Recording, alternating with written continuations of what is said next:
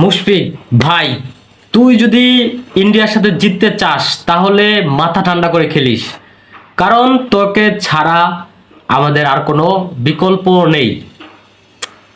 এই কথাগুলো কেন বলছি? কারণ হচ্ছে মুশফিক বরাবরই ভারতের সাথে ভালো খেলে আসছেন এবং মুশফিকের জন্য ভারতের মনে কিন্তু একটা ক্ষত আছে।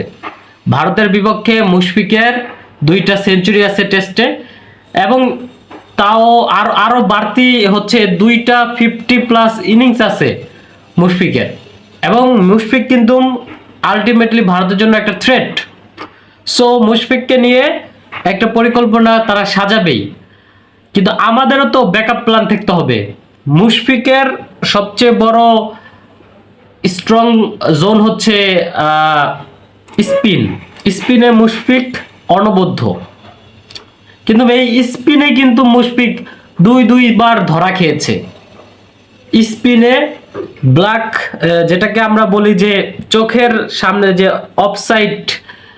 অফসাইড দিয়ে টার্ন করিয়ে লেগের ভিতরে লেগ স্ট্যাম্পে বল নিয়ে যাওয়া হয়, যেটা সেই বলে কিন্তু দুইবার মুশফিক জাজ করতে ভুল করেছেন এবং তিনি আউট হয়েছেন।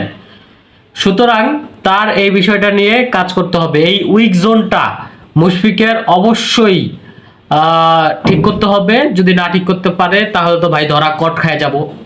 সো মুশফিক ভাই, তুই ভালো করে খেলিস, তোকে নিয়ে কাজ কর।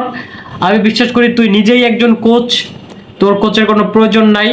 সুতরাং তুই নিজের দুর্বলতাগুলো নিজেই জাস্টিফাই কর, নিজেই সেগুলো সমাধান কর এবং অনেক স্ট্রং হয়ে ভারতকে ফু মেরে উড়িয়ে দে। এটাই আমার প্রত্যাশা এবং পুরো দেশবাসীর প্রত্যাশা।